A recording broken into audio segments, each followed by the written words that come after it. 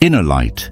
Esoteric wisdom embarks on the sorcery of Harut and Marut. There are figures in the long tradition of Western and Near Eastern religious imagination whose names appear briefly in scriptural texts and then expand across the subsequent centuries of commentary and legend into vast and complex narratives that vastly exceed their original scriptural mention. And there are figures whose presence in the religious imagination remains marked by a peculiar ambiguity, neither wholly angelic nor wholly demonic, neither fully righteous nor fully fallen, occupying a kind of liminal territory between the categories that ordinary religious classification provides. Harut and Marut belong unambiguously to this second category. Mentioned briefly and enigmatically in a single verse of the Quran, these two figures have nonetheless generated one of the most extensive and most fascinating bodies of legendary material in the entire Islamic tradition. Their story of two angels who descended to earth, who succumbed to temptation, who were punished and bound, and who continue from their place of imprisonment in Babylon to teach sorcery to those who seek them out, is one of the most powerful and most morally complex narratives in the entire history of Western religious imagination. In this video, Inner Light, Esoteric wisdom embarks upon a journey through the history of these remarkable figures. We shall trace their appearance in the Quran, their elaboration in the hadith literature, and the works of classical Quranic commentators, their role in the development of Islamic demonology and magical tradition, their persistence in folk magic and ceremonial practice across the Islamic world, and their strange afterlife in modern occult, literary, and horror traditions. We shall ask what it means that two angels, beings supposedly of the highest spiritual order, could be presented as the originators of human sorcery, and what this remarkable narrative reveals about the deep structures of religious imagination concerning the relationship between divine knowledge and forbidden practice. This is not merely the history of two figures. It is an act of esoteric reading, an attempt to discern what the long tradition of Harut and Marut truly reveals, what the story dramatizes, what it warns against, what it preserves about the perennial human encounter with knowledge that is at once divine in origin and dangerous in consequence.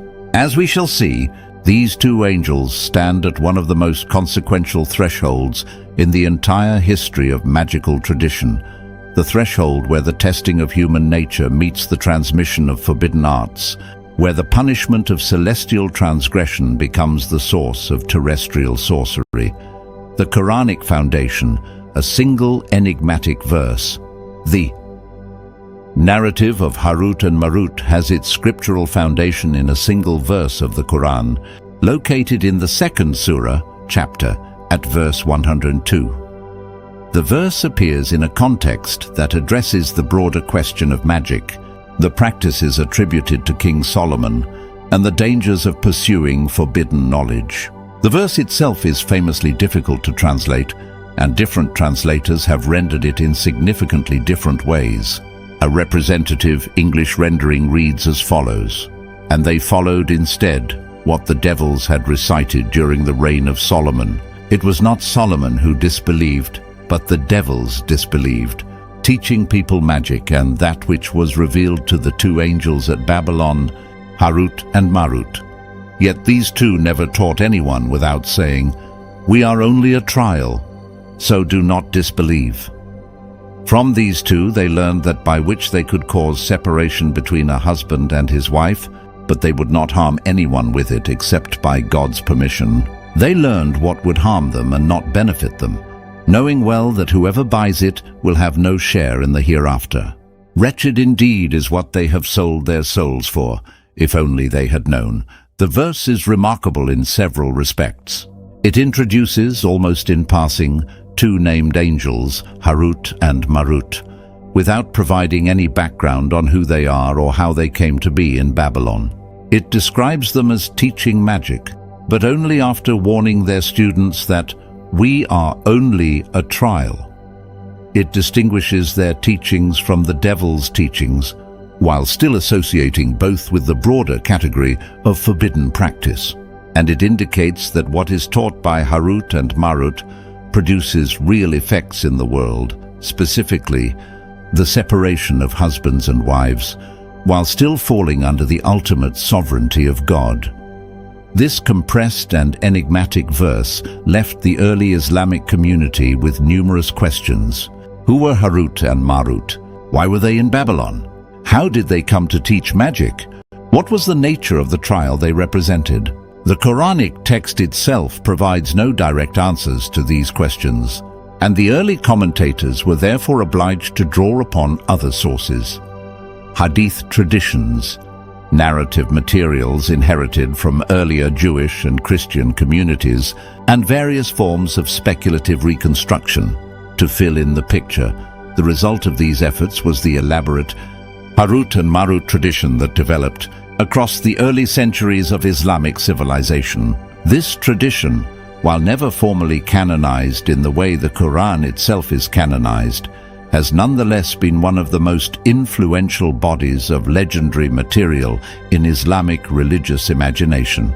It has shaped the way generations of Muslims have understood the origins of magic, the nature of angelic beings, the relationship between divine knowledge and human temptation, and the particular place of Babylon in the geography of the spiritual imagination.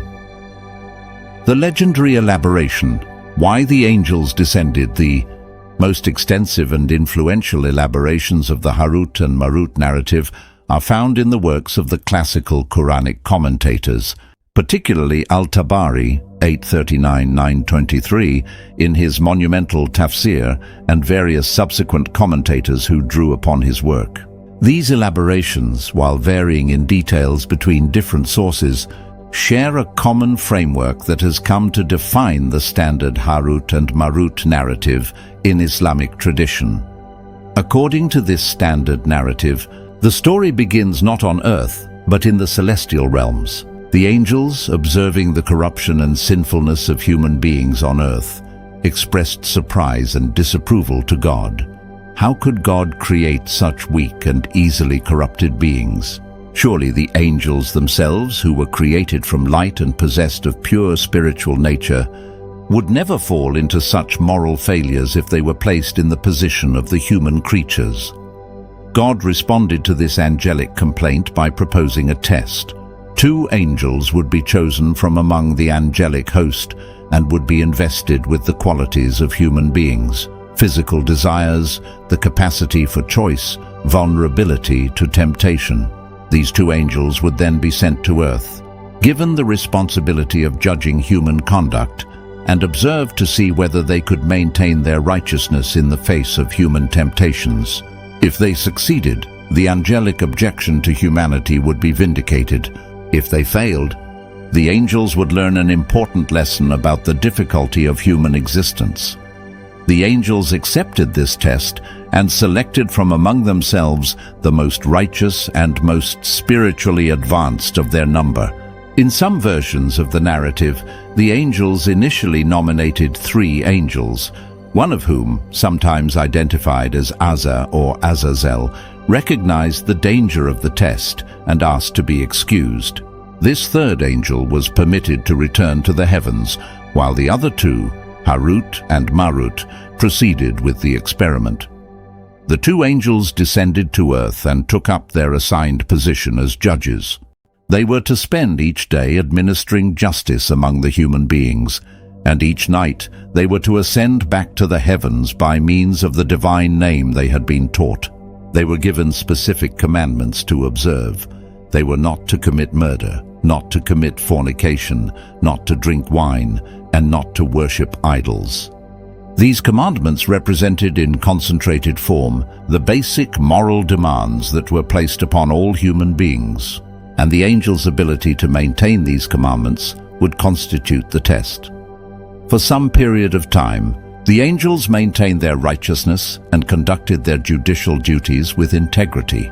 But eventually their test arrived in the form of a beautiful woman, variously named in different versions of the tradition: Zuhra in some accounts, Anahid in others, sometimes identified with the planet Venus.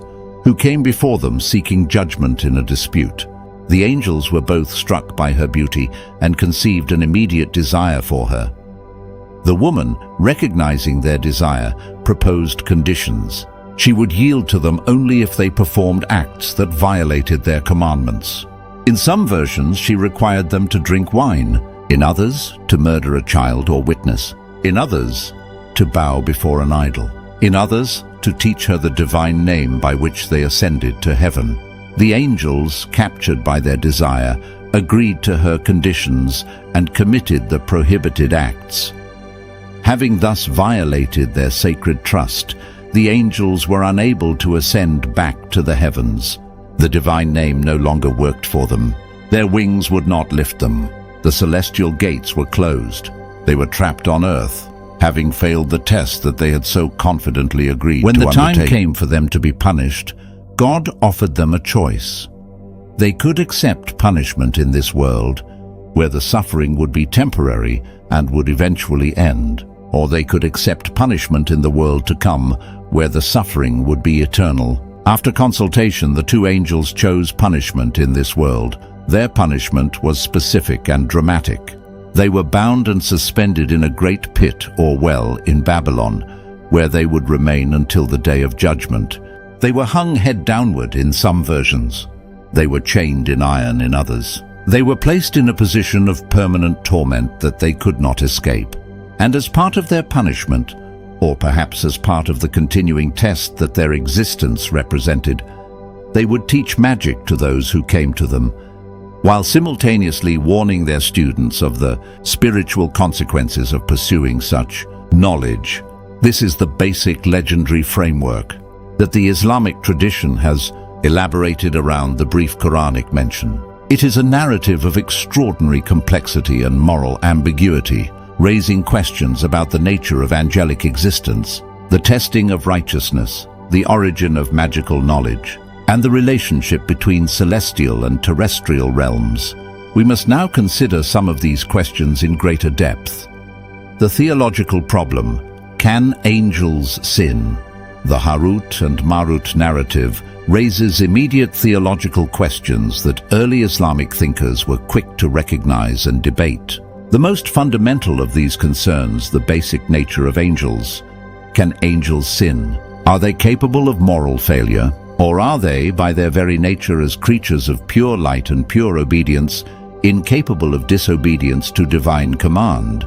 Mainstream Islamic theology has generally affirmed the isma, sinlessness or impeccability, of angels.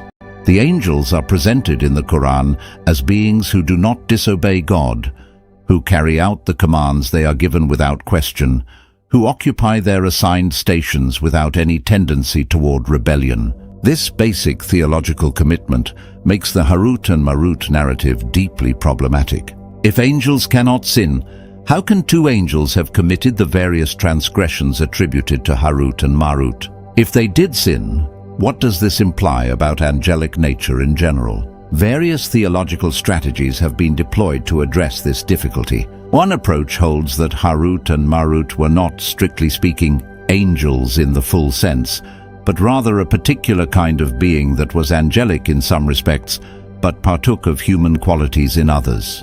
On this reading, the very framework of the test required them to be invested with human capacities, including the capacity for sin, that ordinary angels do not possess.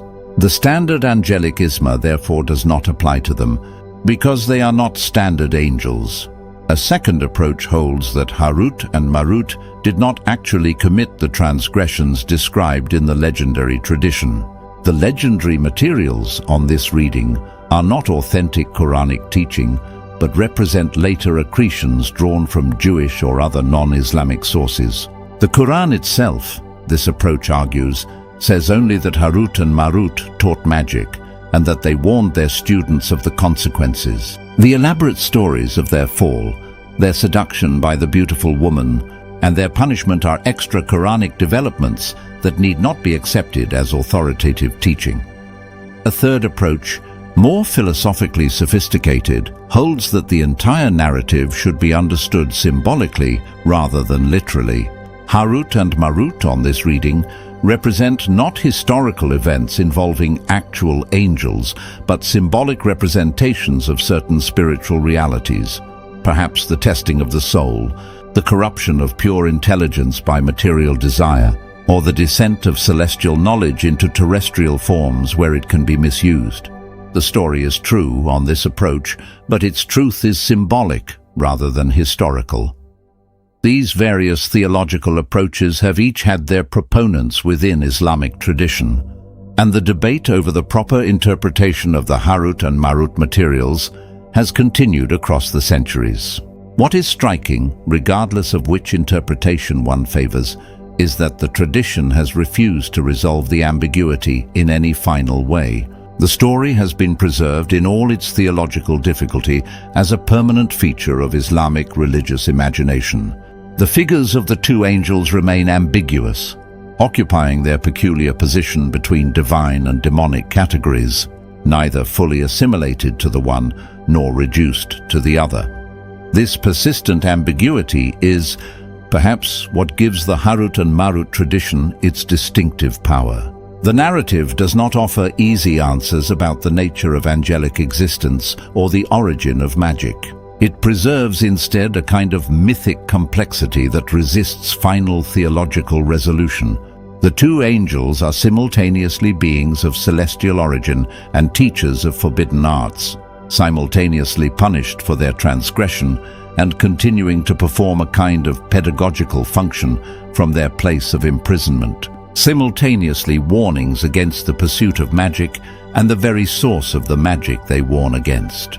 This complexity is part of what has made the tradition so generative across the centuries of Islamic religious and magical reflection. The Babylonian setting, geography of the sacred Dada. Location of the angel's imprisonment, Babylon, is itself a detail of considerable significance. Babylon occupies a particular place in the religious geography of both Jewish and Islamic traditions, and its association with Harut and Marut draws upon and contributes to the broader symbolic significance of the city. For Jewish tradition, Babylon is fundamentally the place of exile. The Babylonian captivity of the 6th century before the Common Era, when the elite of the Kingdom of Judah were deported to Babylon, following the destruction of the first temple, became one of the central traumas of Jewish historical memory. Babylon represented the place of separation from the Holy Land, the site of religious persecution, and the location where Jewish communities had to develop new forms of religious life adapted to existence in a foreign land. But Babylon was also, paradoxically, a place of profound religious creativity. The Babylonian Talmud, the most authoritative text of post-biblical Judaism, was produced in the Jewish communities of Babylonia during the early centuries of the Common Era. Babylon was therefore both the site of catastrophe and the site of remarkable spiritual achievement. For Christian tradition, Babylon developed additional symbolic meanings. The Book of Revelation famously identifies Babylon the Great as the embodiment of imperial decadence and spiritual corruption, a symbol that medieval Christian tradition typically associated with Rome, whether pagan Rome or, in some Protestant interpretations, papal Rome. Babylon thus became, in Christian imagination, a paradigm of the corrupt city, the metropolis of human pride and divine rebellion. For Islamic tradition, Babylon inherited some of these earlier associations while developing its own. Babylon was, in Islamic geography, a real location in the lands that had become the heartland of Islamic civilization. It was associated with the prophet Abraham, who, according to Islamic tradition, had been born in or near Babylon and had originally rebelled against the idolatry of his Babylonian birthplace. Babylon was also associated, through the Harut and Marut tradition, with the origin of magic, making it the place where forbidden knowledge had first entered the world from celestial sources. This complex of associations gives Babylon, in the Harut and Marut tradition, a particular symbolic weight. The angels are imprisoned not in some neutral location, but in a city already saturated with significance, a city associated with exile, with religious crisis, with the corruption of legitimate authority, and with the descent of forbidden knowledge from heavenly sources. To go to Babylon to learn magic from Harut and Marut is therefore not merely to undertake a journey to a particular geographical location. It is to enter a symbolic space marked by all the resonances that Babylon has accumulated across the religious traditions. This symbolic weight has continued to operate in subsequent treatments of the Harut and Marut tradition. The specific location of the angel's pit or well has been debated and identified in various ways across the centuries. Some traditions specifying particular wells in particular Iraqi cities, others maintaining that the location is hidden and accessible only to those who know the proper procedures for finding it.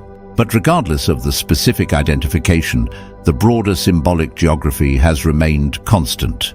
To approach Harut and Marut is to enter Babylonian territory with all that this implies about the dangers and consequences of the journey. The sorcery of Harut and Marut, what they taught. We come now to the central question of our exploration. What is the nature of the magic that Harut and Marut are said to teach? What specific arts have been attributed to them across the long history of Islamic magical tradition? What does it mean in the deepest esoteric register that two fallen angels should be understood as the originators of human sorcery? The Quranic verse itself provides one specific indication of the nature of this magic. It is taught to cause separation between a husband and his wife. This narrow specification has been considerably elaborated in subsequent tradition, but it provides an important clue about the character of the Harut and Marut magic. The magic is fundamentally concerned with the disruption of relationships, with the introduction of division and discord into bonds that should be unified, with the corruption of love through the cultivation of suspicion, hatred, and alienation.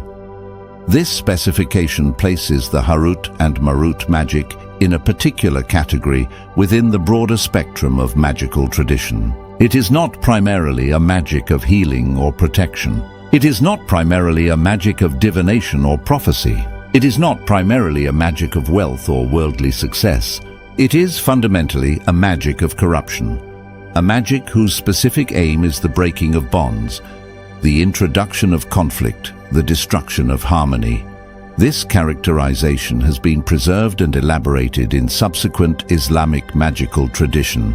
The magic of Harut and Marut, often called seer in Arabic, a word that specifically denotes harmful or forbidden magic, as distinguished from ruqya or other forms of permissible spiritual operation, has been consistently associated with the practices of cursing, hexing, and the deliberate causation of harm to others. The classical works of Islamic magical literature, works like the Shams, Al-Ma'arif, Sun of Knowledge, attributed to Ahmad al-Buni, died around 1225, and various other texts, preserve elaborate procedures for the kinds of operations that the Harut and Marut tradition is said to enable. These procedures typically involve the use of divine names, of the names of angels and jinn, of various magical squares, ofak, and seals, of inscribed talismans, and of ritual operations performed at specific astrological times. The framework is recognizably similar to the ceremonial magic traditions that developed in medieval Christian Europe, and indeed, there has been considerable cross-fertilization between Islamic and European magical traditions over the centuries. But the specific content and orientation of Islamic magic, particularly as it has been associated with Harut and Marut, has retained certain distinctive features.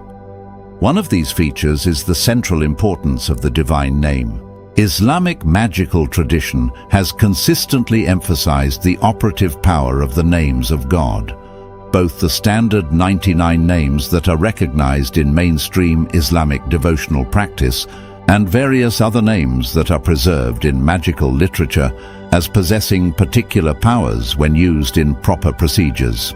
The Harut and Marut tradition, with its emphasis on the divine name as the means by which the angels ascended to heaven, and which they ultimately taught to the seductress in violation of their commandments, places this name magic at the very center of magical practice. Another distinctive feature is the integration of magical practice with astrology and the planetary correspondences.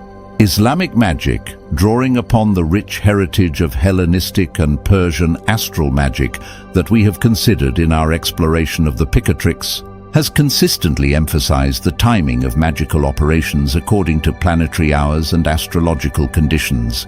The Harut and Marut tradition is sometimes specifically associated with the planet Venus, both through the seductress, sometimes identified with the planet Venus, and through the more general association of Venus with love, attraction, and the relationships that magic of separation seeks to disrupt. A third distinctive feature is the elaborate hierarchy of spiritual beings that Islamic magic engages. Beyond the angels and demons that are familiar from Western magical tradition, Islamic magic engages an entire taxonomy of jinn, beings of fire who occupy a kind of intermediate position between angels and humans, who possess various powers and abilities, and who can be summoned, bound, and compelled through proper magical procedures.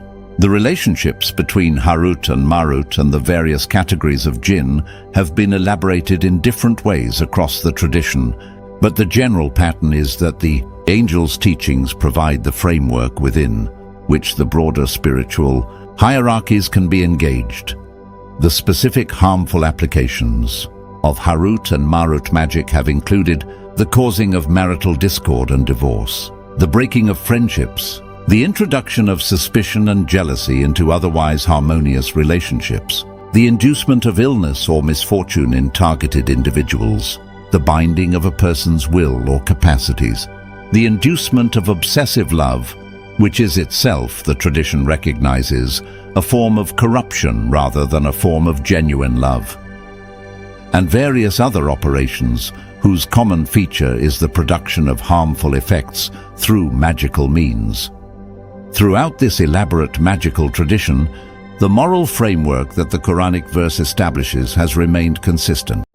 The magic is real in the tradition's understanding. It produces actual effects in the world. But the magic is also forbidden, and those who pursue it are understood to be selling their souls for what cannot benefit them in the ultimate accounting. The warning that Harut and Marut themselves give to their students, "We are only a trial, so do not disbelieve," operates as the ethical framework within which the entire tradition is to be understood. The magic exists. The magic works. The magic damns those who use it. The folk tradition, magic in everyday life beyond the sophisticated literary tradition of Islamic magic, represented by works like the Shams al-Ma'arif. There has existed across the Islamic world a vast and varied folk tradition of magical practice that has drawn upon the Harut and Marut narrative in various ways. This folk tradition has been particularly resilient and has persisted into the modern period, despite the official disapproval of religious authorities and the modernizing tendencies of various Islamic societies. In folk practice across many Islamic regions, the Maghreb, Egypt, the Levant, Iraq, Iran, Central Asia, South Asia, and Indonesia, magical operations have been performed by specialists who often claim some kind of derivation from the teachings of Harut and Marut. These specialists, variously called Sahir, Sorcerer, Sirwan, Fakir, Malang, or by various other regional terms, have offered services to clients who sought magical solutions to their personal problems, troubled marriages, unrequited love, persistent illnesses, business difficulties, conflicts with rivals, and various other concerns. The actual procedures employed by these folk magicians have varied widely between regions and traditions, but certain common elements appear across the broader tradition. The use of inscribed talismans on paper, cloth, leather, or metal is widespread. The recitation of specific Quranic verses, divine names, or angelic names is common. The use of specific substances, particular plants, particular minerals, particular animal products is frequently specified. The performance of operations at specific times, on specific days, under specific astrological conditions is often required, and the engagement of various spirit beings, angels, jinn, the souls of the dead, is sometimes attempted, though always within frameworks that the tradition understands as continuous with the magic that Harut and Marut originally taught. The folk tradition has been particularly attentive to the ethical ambiguity that the Harut and Marut narrative establishes. The folk magicians have typically distinguished between two broad categories of magical operation: seer proper, forbidden, harmful magic, and various forms of permissible spiritual operation, such as ruqya, the use of Quranic recitation for healing and protection. The line between these categories has not always been clear in practice, and folk magicians have often operated in zones of considerable ambiguity. But the basic distinction has been maintained, and it has provided the framework within which folk magical practice has understood itself. The clients who have sought out folk magical services have typically been ordinary people facing the ordinary difficulties of human life. They have rarely been pursuing magic out of pure intellectual curiosity or systematic spiritual rebellion. They have more typically been desperate people seeking solutions to specific problems that they have not been able to resolve through ordinary means. A wife whose husband has become attracted to another woman. A businessman whose ventures have been failing. A parent whose child has fallen ill in ways that ordinary medicine cannot address. A young person whose marriage has been blocked by family opposition. These have been the kinds of clients who have sought out the magicians and the kinds of problems that the magicians have undertaken to address. This dimension of the Harut and Marut tradition gives the entire complex of materials a particular human poignancy. The magic is not, in folk practice, primarily a matter of philosophical speculation or theological abstraction. It is a practical resource that ordinary people have turned to in moments of genuine need.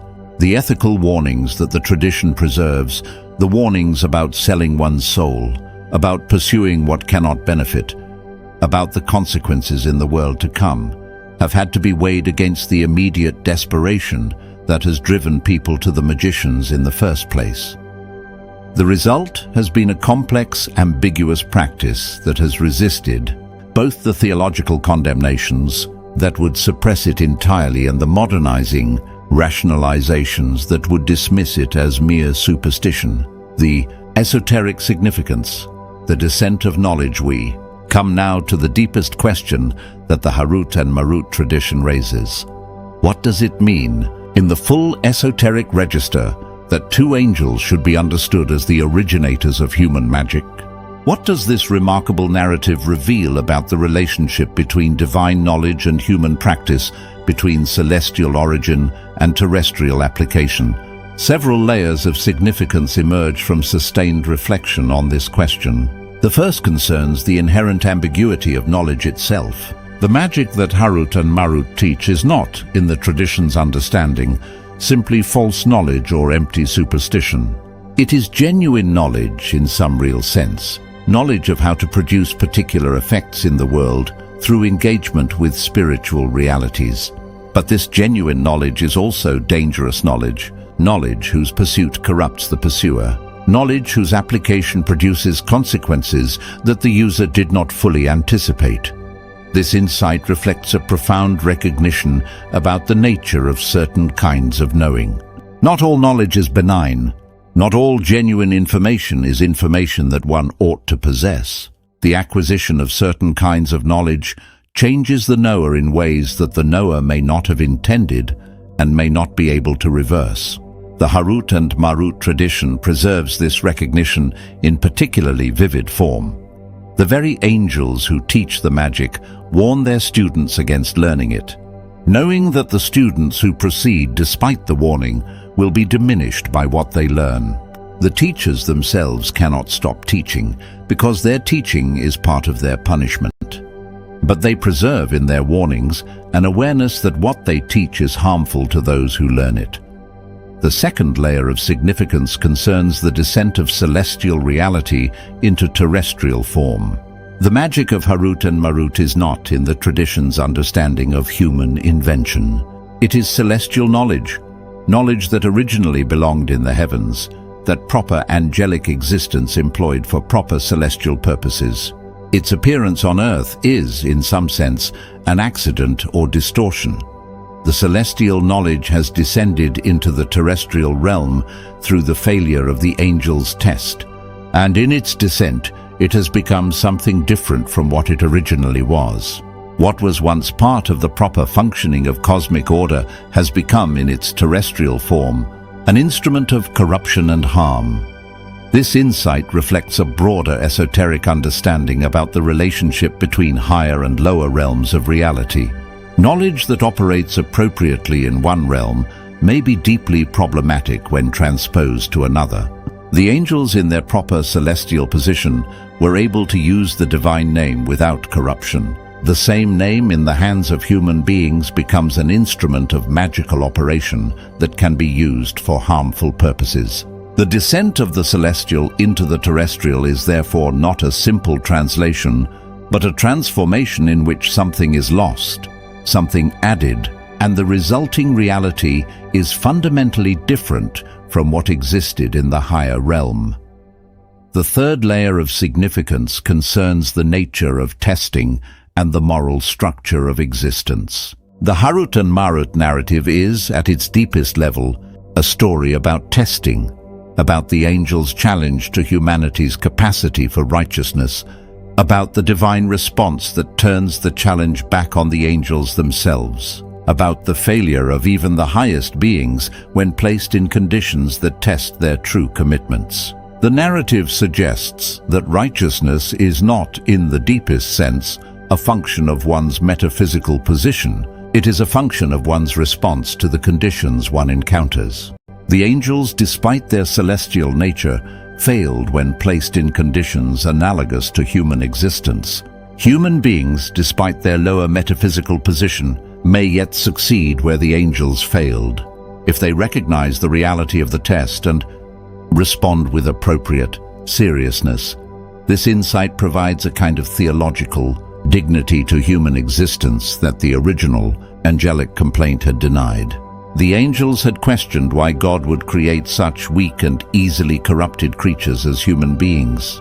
The narrative's answer is, human existence is not weak in the way the angels supposed. It is, in fact, the place where the most fundamental moral and spiritual questions are tested. The conditions that the angels found impossibly difficult are the ordinary conditions within which human beings must live and choose. To live as a human being in the full conditions of embodied existence, with full vulnerability to temptation and full capacity for moral choice, is itself a kind of spiritual achievement that even angels cannot easily replicate. The fourth layer of significance concerns the persistence of the tradition itself. Why has the Harut and Marut narrative been preserved across so many centuries of Islamic religious imagination?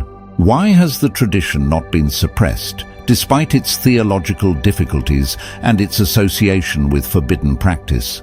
The answer, I would suggest, lies in the recognition that the tradition addresses something fundamental about human experience that mainstream theological discourse alone cannot adequately handle. The tradition preserves a recognition that magic, the attempt to produce effects in the world through engagement with spiritual realities, is a perennial human practice that no theological condemnation has ever succeeded in entirely eliminating.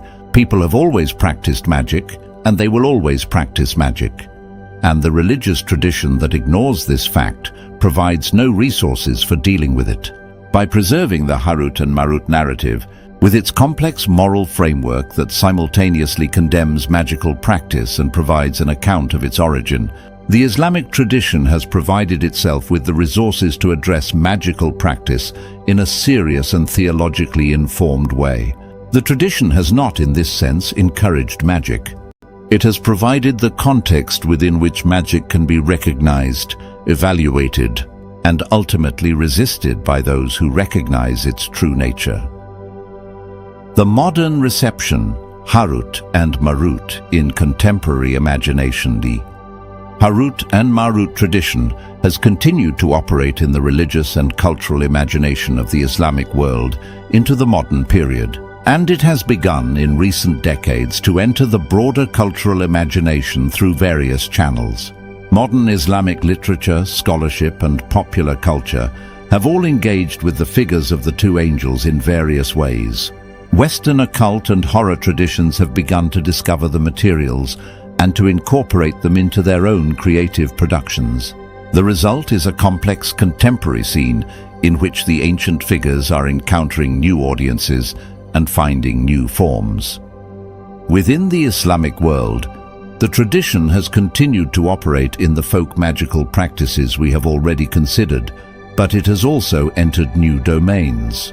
Contemporary Islamic horror cinema, particularly from countries like Egypt, Pakistan, and Indonesia, has occasionally drawn upon the Harut and Marut narrative for its imaginative resources. Films exploring themes of black magic, possession, and the dangers of forbidden knowledge have invoked the figures of the two angels as part of their broader engagement with Islamic supernatural tradition.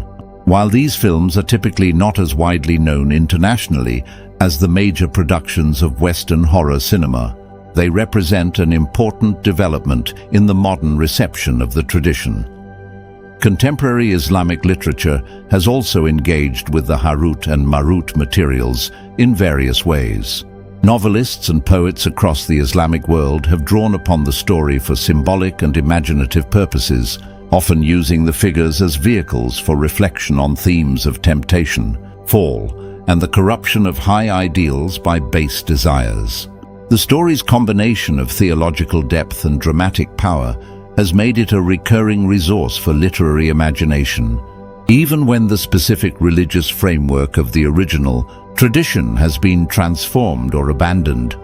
Western occult and esoteric movements have increasingly discovered the Harut and Marut tradition in recent decades. The growing availability of Islamic magical texts in Western languages, through scholarly translations and popular editions, has made the tradition accessible to practitioners and researchers who are not themselves part of the original Islamic context.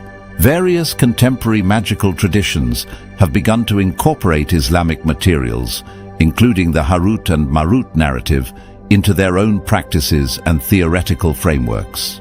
The results have been mixed. Some of these incorporations have been written. Horror cinema and literature have also begun to engage with Islamic supernatural traditions, including the Harut and Marut materials.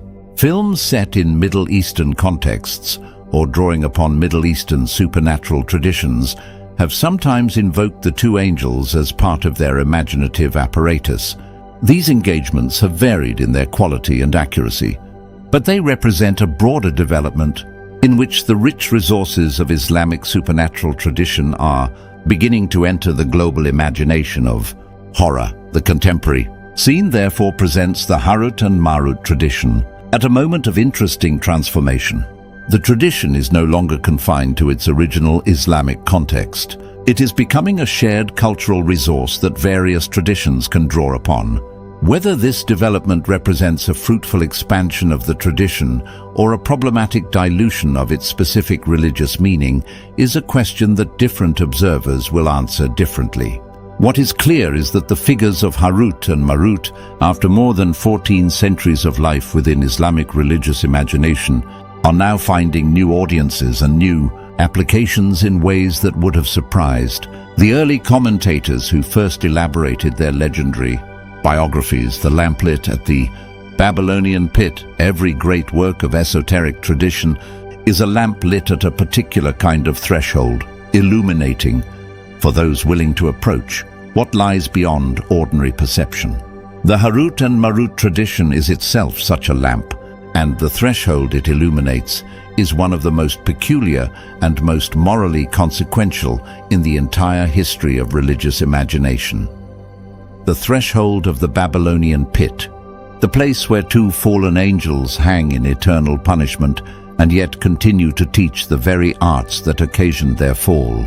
The place where the descent of celestial knowledge into terrestrial form has produced one of the most enduring and most ambiguous traditions of human magical practice.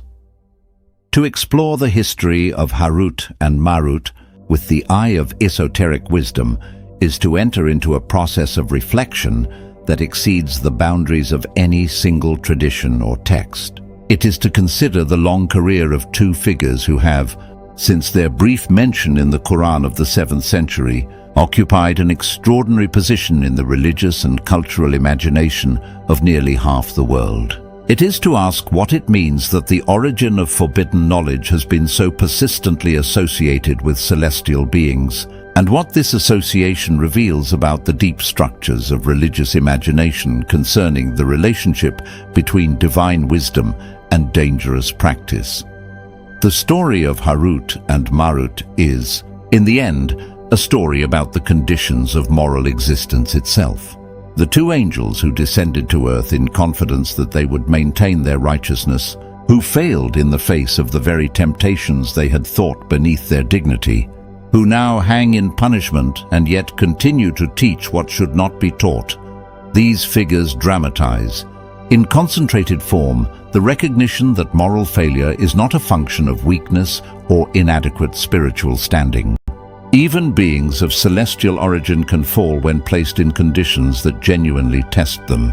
Even those who know the consequences of their actions can find themselves unable to resist the temptations that present themselves. This is, perhaps, the deepest lesson that the tradition preserves, that moral existence is genuinely difficult, that the path of righteousness is genuinely demanding, that even the highest beings cannot take their own righteousness for granted. The pit at Babylon, where the two angels hang, is therefore not merely a feature of legendary geography, but a permanent reminder of the seriousness of the moral life. It is a place that warns of what is at stake in every moment of choice, in every encounter with temptation, in every opportunity to pursue knowledge or practice that exceeds the proper limits. The horror that we have considered in our previous explorations, the demonic figures, the dangerous books, the dark rituals, finds in the Harut and Marut tradition one of its most profound mythological elaborations. The figures of the two angels embody, with particular clarity, the recognition that the line between celestial and demonic, between sacred knowledge and forbidden art, between righteous practice and corrupting transgression, is not always as clear as ordinary religious classification would suggest. There are figures who occupy the boundary itself, who have fallen from the celestial without becoming purely demonic, who continue to teach what should not be taught while warning their students against learning it. These figures preserve in mythic form an honest acknowledgement of the moral complexity that ordinary categories cannot quite capture. May we who have undertaken this exploration of the Harut and Marut tradition reflect upon what we have learned. May we consider with new seriousness the figures who hang in the Babylonian pit and what their long story reveals about the conditions of moral existence. May we recognize that the inheritance of this remarkable tradition continues to operate in the religious and cultural imagination of our own time, and may we engage with it, when we encounter it, with the awareness that we are touching one of the deepest currents of Western and Near Eastern esoteric tradition.